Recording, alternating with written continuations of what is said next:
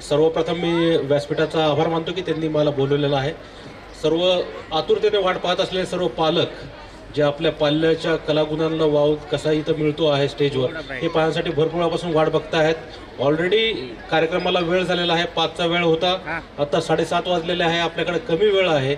मला भरपूर काही विषयावर बोलायचं होतं. सायबर क्राईम असेल, ट्रॅफिक रेग्युलेशन असेल किंवा बालकावर होणाऱ्या लैंगिक अत्याचाराबद्दल असेल, सर्व भरपूर विषय होते. पण आता वेळेअभावी आणि आपण सर्वजण वाट बघता आहोत आपल्या पाल्यांच्या कलागुणांना जे इथं व्यासपीठ दिलेलं आहे ते पाहण्यासाठी आपण सर्वजण आतुरतेने वाट पाहतात.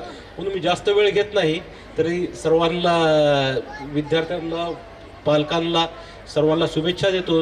कारण हे जे व्यासपीठ आहे हे आपल्याला मुलांच्या कलागुणाला कशा प्रकारे वाव दिला जातो इथून सुरुवात होते की ज्यांना येणाऱ्या भविष्यकाळामध्ये स्पर्धामध्ये उतरता वेळेस कोणाचा तर जिंकणार आहे, कोणतं हारणार आहे.